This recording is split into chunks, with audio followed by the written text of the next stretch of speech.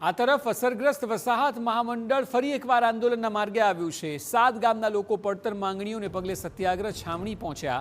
હાથમાં બેનરો અને સૂત્રોચ્ચાર સાથે ગ્રામજનોએ વિરોધ કર્યો।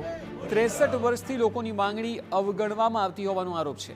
અસરગ્રસ્ત ગામોમાં સુવિધાઓનો અભાવ હોવાનો પણ આરોપ લાગ્યો છે। અનેક રજૂઆતો કર્યા છતાં તંત્ર આંખ આડા કાન કરતું હોવાનો આક્ષેપ છે। ગાંધી ચિંધ્યા માર્ગે આંદોલન યથાવત રાખવાની ચીમકી ઉચ્ચારી છે।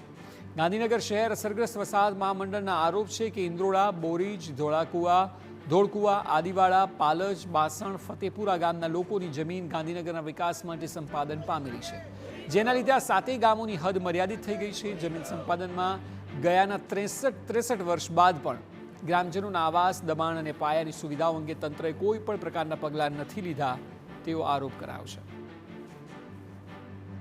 ગાંધીનગર જેના પર બન્યું છે એવા ગામો છે, એ લોકોની અમારા 7 ગામની જમીન સંપાદન થઈ છે।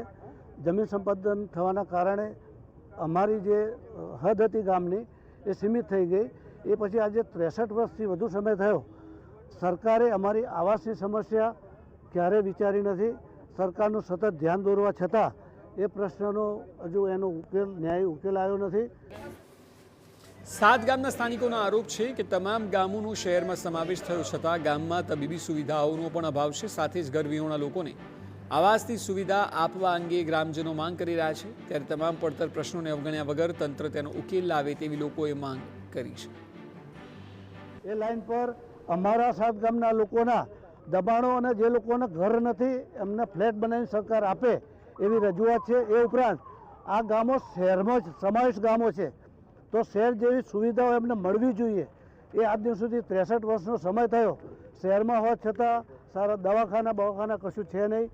અમારી સતત માગણી અવગણવામાં આવે છે, એ ઇનકારવામાં આવી રહી છે।